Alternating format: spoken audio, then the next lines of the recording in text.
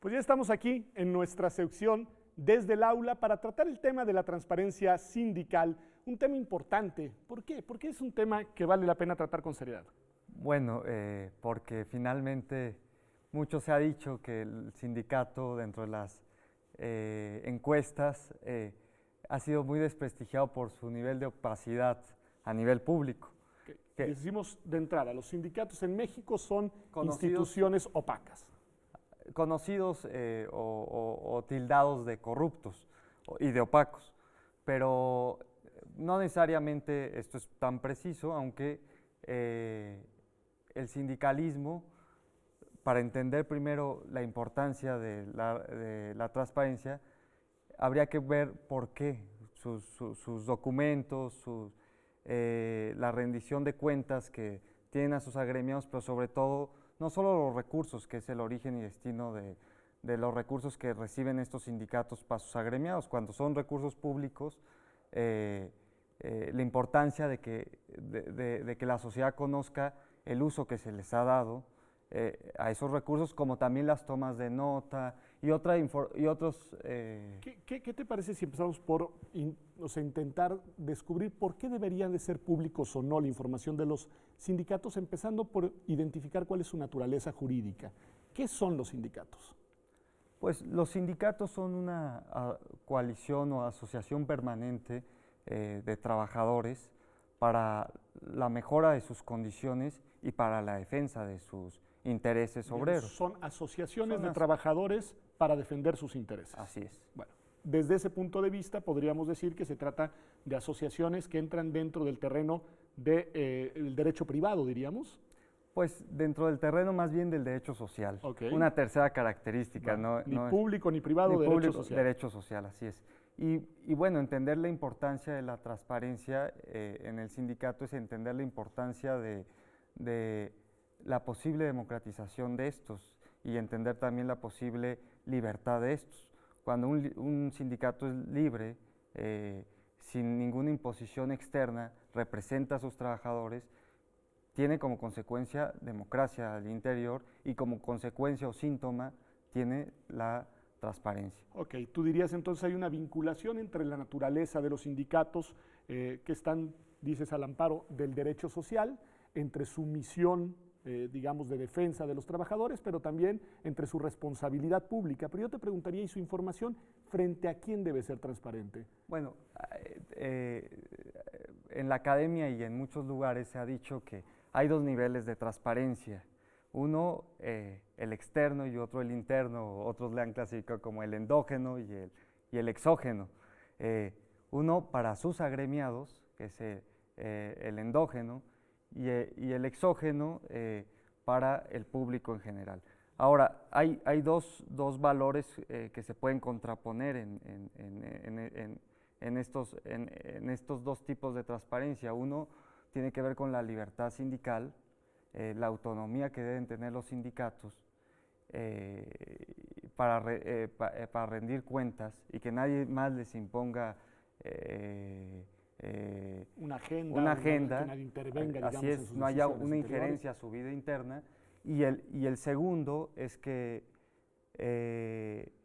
la democracia a nivel nacional exige que las cuestiones, por ejemplo, el uso de los recursos sean de interés. Es interesante porque en realidad me ayudas a reconstruir un fresco de muchas tensiones, es decir, no son instituciones propiamente de derecho público, son instituciones que genuinamente surgen para defender los derechos de los trabajadores.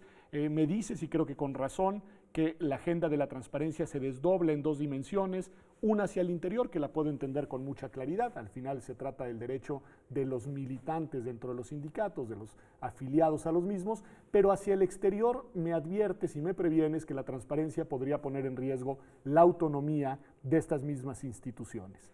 Hay nuevas reglas ahora en México en esta materia. ¿Cómo están? Bueno, hay nuevas reglas, pero que ya se anticipaban desde la reforma laboral, en que se introdujo la rendición de cuentas y que fue un tema de debate. Es, yo creo que la antesala de de lo que se vino aconteciendo sobre la transparencia que deben de tener los sindicatos.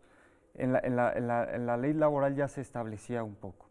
Y ahora, después hubo todo un camino jurisdiccional en el que hubieron dos contradicciones de tesis que como consecuencia emanaron dos jurisprudencias. Una, la contradicción de tesis 333,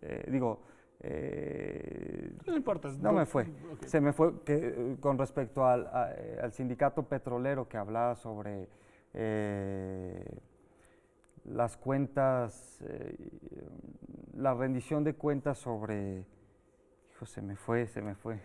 Bueno, pero tienes ahí dos contradicciones de tesis importantes en las cuales la Suprema Corte de Justicia da criterios que van ya abriendo la brecha para la transparencia sindical. Una habla sobre la información que debe ser pública y otra sobre la información que no es de interés general porque como es... Que es genuinamente información, digamos. No, como son los recursos que dan los trabajadores para el sindicato, las cuotas sindicales, como son las cuotas sindicales. Esa fue la primera contradicción de tesis con respecto a las cuotas sindicales. Y la segunda, con respecto a la información de los recursos que son públicos, que se destinan al sindicato como parte de las prestaciones laborales en Pemex, deben ser públicos. Debe ser pública la información del origen y el destino que se les da. Ahora, la reforma constitucional ya prevé, ahora como sujetos obligados a los sindicatos. La gran pregunta va a ser que la reforma que ahora se está gestando y que ha iniciado el IFAI y que se está en una mesa de trabajo en el Congreso de la Unión, la gran pregunta es que ¿se va a adicionar algo más de lo que ya dijeron estas dos contradicciones de tesis o en realidad simplemente se va a decir lo mismo que ya decían las contradicciones de tesis, que es los recursos que son públicos debe ser información accesible a todos y las cuotas sindicales que no lo son? Y la segunda pregunta, como era una cuestión del sindicato petrolero, que esto se generalice para otros sindicatos. Me parece muy importante. Yo creo que estas serán dos de las preguntas ejes que tendremos ahora en nuestra discusión con María Marván y con Luis Emilio Jiménez Cacho, sobre todo porque yo creo que acá lo que está en cuestión es si solo lo que tiene que ver con los recursos económicos debe de ser transparente, debe ser accesible, o si en realidad, como tú ya nos advertías al inicio de esta charla, hay otra información de los sindicatos que también debe de ser abierta al público. Ahora, también hay una vertiente que no se ha analizado de la transparencia, que es la protección de datos. Muchas veces, por ejemplo, las listas negras que están prohibidas por la ley, pero que son un hecho en nuestra realidad, es un mal uso de la información de los trabajadores que demandan, de los trabajadores que se portan mal dentro a los ojos de los patrones, y estas listas negras es un mal uso de su información personal. Pues también tiene esa vertiente. Pues nos dejas buen material para la discusión. Muchas gracias por haber estado aquí en este espacio en Observatorio en Desde el Aula, un espacio que es para ustedes y un espacio en el que espero que te podamos ver pronto de vuelta por acá. Estamos aquí en Observatorio, ya volvemos.